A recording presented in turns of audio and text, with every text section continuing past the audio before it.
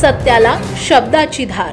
शिक्षण घेण्यासाठी वयाची मर्यादा नसते। माणूस आयुष्यभर विद्यार्थी दशेतच असतो असं आपण कायमच ऐकतो। आता मावळ लोकसभा मतदारसंघातील महायुतीचे उमेदवार श्रीरंग बारणे यांनी हे प्रत्यक्ष दाखवून दिलं आहे।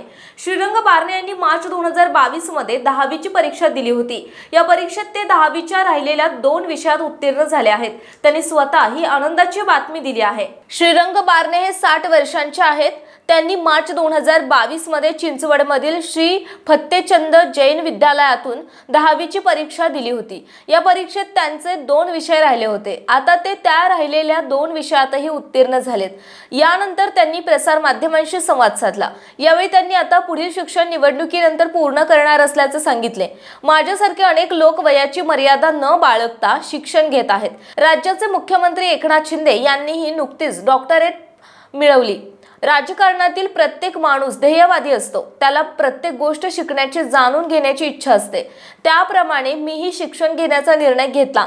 शिक्षण घेण्याबरोबरच मी 4 पुस्तकांचे लिखाणही केले। शब्दवेध, लढवय्या, मी अनुभवलेली संसद आणि माझा वैभवशाली मावळ अशी माझ्या 4 पुस्तकांची नावे आहेत।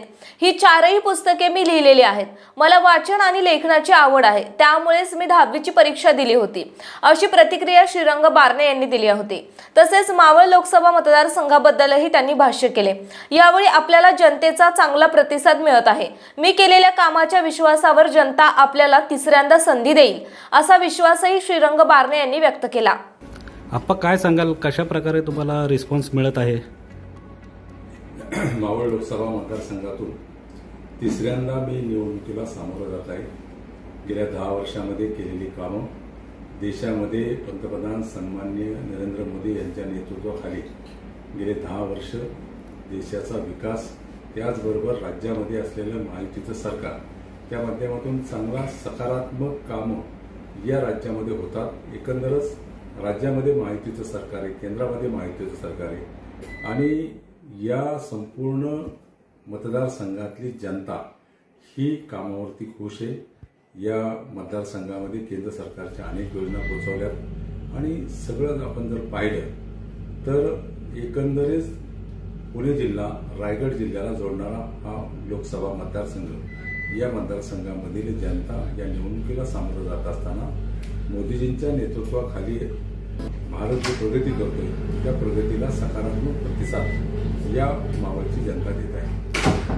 आपण मला वाटतं का दुहेरी लढत मावळ लोकसभामध्ये वाटते का तुम्हाला? लोकशाहीमध्ये निवडणूक ही असते, निवडणुकीमध्ये कोणतरी उभा राहतो समोर, त्यामुळं या निवडणुकीमध्ये खरं तर महायुतीचा उमेदवार म्हणून भारतीय जनता पक्ष, शिवसेना, राष्ट्रवादी काँग्रेस पक्ष, अजितदादांची, RPI, मनसे, सगळे राज्यातले पक्ष एकत्रपणे आलेले आहेत आणि ते विकासाला चालना देण्यासाठी, विकासाला मदत करण्यासाठी एकत्रपणे आलेले आहेत।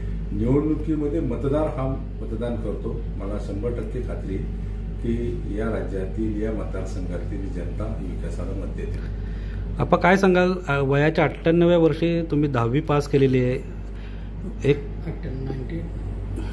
तर काय म्हणजे काय सांगाल? 10वीचे 2 पेपर राहिले होते, मला वेळ होता म्हणून ते पेपर मी सोडवले आणि अजूनही पुढे मी शिकण्याची जसं वेळ मिळेल तसं शिक्षण घेईन।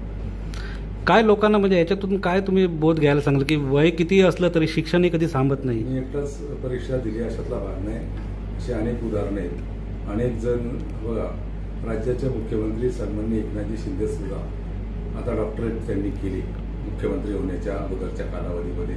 त्यामुळं राजकारणातला प्रत्येक माणूस हा ध्येयवादी असतो, त्याला प्रत्येक गोष्ट शिकण्याची, समजण्याची इच्छा असते आणि त्या पद्धतीने मी केलेलं आहे। सामाजिक जीवनामध्ये राहून मी 4 पुस्तकं लिहिलेली आहेत, तुम्हाला माहिती आहे का? मी लिखाण पण करतो। मी शब्दवेध, लढवय्या, मी अनुभवलेली संसद, माझा वैभवशाली मावळ ही 4 पुस्तकं मी लिहिलेली आहे आणि मला लेखनाची आवड आहे, वाचनाची आवड आहे। आता मला वाटलं की राहिलेले पेपर आपण द्यावे म्हणून दिले। काल एक आचारसंहितेचा गुन्हाही आपल्या पक्षाकडून प्रतिनिधींनी दाखल केलेला आहे। मला माहिती नाही, मला तुमच्याकडून माहिती ज्येष्ठ त्याच्या विरोधात प्रथमेश सोमन यांनी निवडणूक आयोगाकडे तक्रार केली। कुठलाही लोकप्रतिनिधीने कुणाच्याही व्यक्तिगत स्वरूपाचा वापर खरं तर आपल्या निवडणुकीमध्ये करू नये. मी अतुलजी पाटील यांच्याशी पण चर्चा केली. दिबा पाटलांचा फोटो लावून, दिबा पाटील खूप मोठे नेते आहेत, दिबा पाटलांचा फोटो लावून प्रचाराला भावनिक आव्हान घालण्याचं करतात.